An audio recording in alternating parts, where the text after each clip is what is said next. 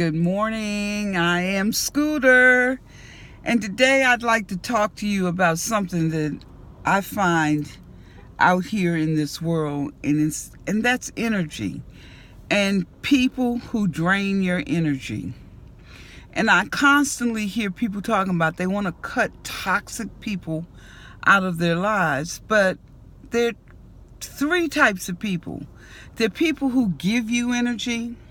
There are people who drain your energy, and there are people who you have a flow energy exchange with, where you come out of the situation feeling as though you are exhilarated because of the way the two of you share energy. I found out about this energy crisis situation with people many years ago when I read The Celestine Prophecy by James Redfield. And he gives the best explanation about people and energy and what happens between you and certain people. So the first kind of person is the person who, as soon as you see them, you're always elated to see them, but they never quite seem happy to see you. Because whatever the exchange is between you and them, you are taking their energy.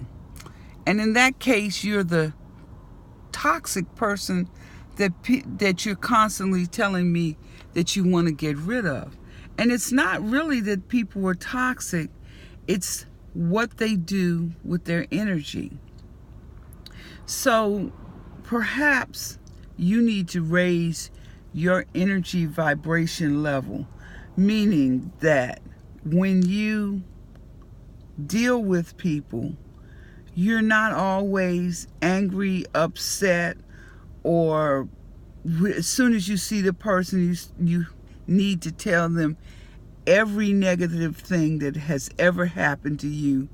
If you saw them a week ago and you had 10 negative things that happened to you, you're telling them all 10 as soon as you see them, and then you give them all that negative energy, and you wonder why they just look tired when they see you.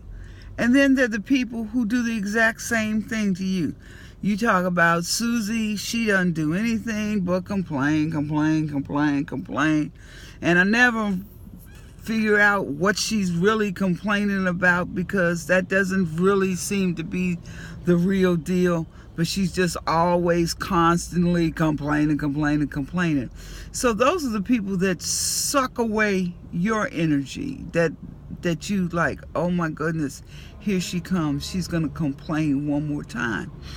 And then the other set of people are the people that you seem to have a constant free-flowing back and forth of your energy between the two of you. And when you both are away from the situation, you like, oh gosh, I really like to be around that person because they always make me feel better. I'm always such and such. Usually those are people who tend to fall in love with each other because they can have a pure exchange of energy back and forth. And but there's a little interesting, it's not a video, it is a picture of a brain scan, and it's one of people who complain all the time. So perhaps one of the things that should happen is you stop complaining. You stop complaining. You stop complaining. Because it appears that when we complain all the time, we rewire our brains. And what comes to us are more things to complain about.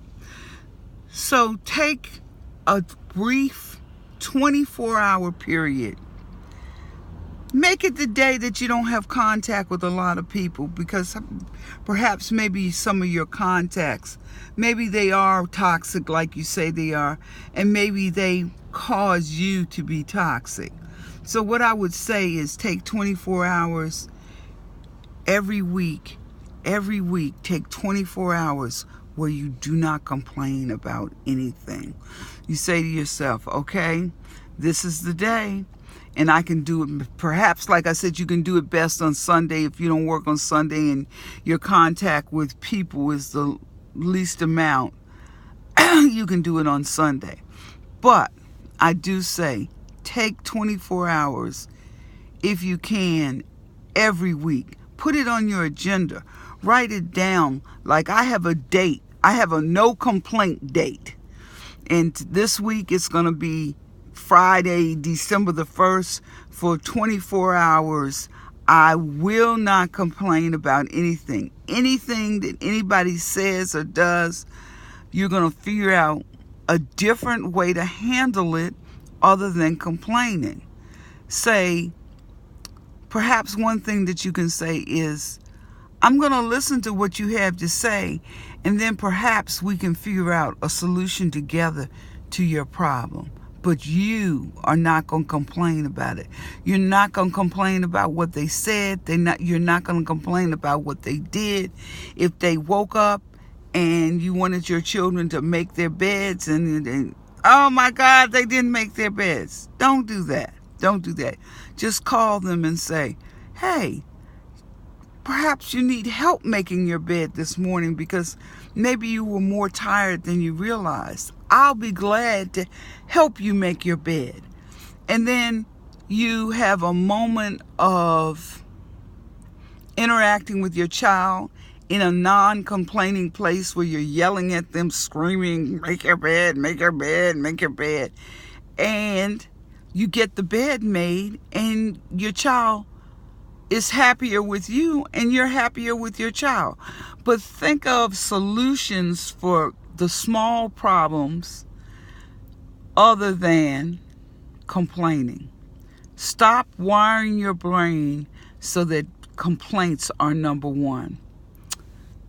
I want you to remember, take that 24 hours, try to do it every week.